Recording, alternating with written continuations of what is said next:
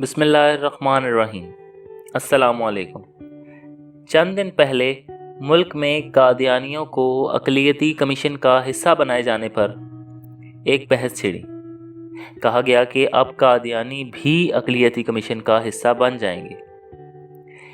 इसमें अब लोगों की दो राय थी।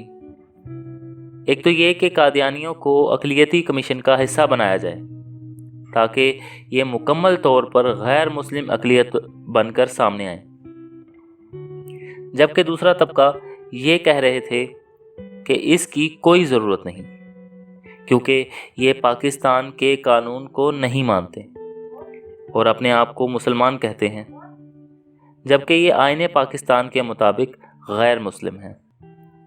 वफाकी काबीना ने कौमी अक़लियती कमीशन की मंजूरी दी है, जिसमें चेयरमैन हिंदू बरादरी से हैं, जिनका नाम चेलाराम केवलानी है। इस कमीशन में 3 मेंबर हिंदू बरादरी से, 3 मेंबर मसीही बरादरी के, 2 सिख बरादरी के और 1 कैलाश और 1 ही पारसी बरादरी से ताल्लुक़ रखते हैं, और 2 मुसलमान उलमा भी शामिल हैं। मगर असल मसला क्या है?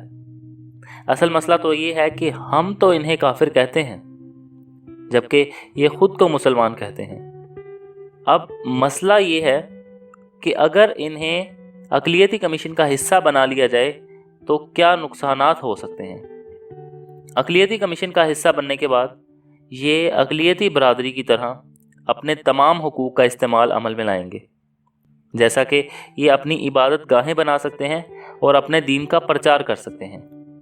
मगर मिर्ज़ाई अपने आप को चूँकि मुसलमान कहता है और वो अपनी इबादत गाह बनाएगा और अपने दीन का प्रचार करेगा, तो वो दर हकीकत हमारे दीन इस्लाम को गलत अंदाज में पेश करेगा। इसके मुताबिक वो अक़लियती हुकूक का इस्तेमाल करेगा, जबकि नुकसान दर हकीकत मुसलमानों का होगा। जब तक कि कादियानी आईने पाकिस्तान को तस्लीम नहीं करता, तब तक इसको किसी भी कमीशन का हिस्सा नहीं बनाया जा सकता।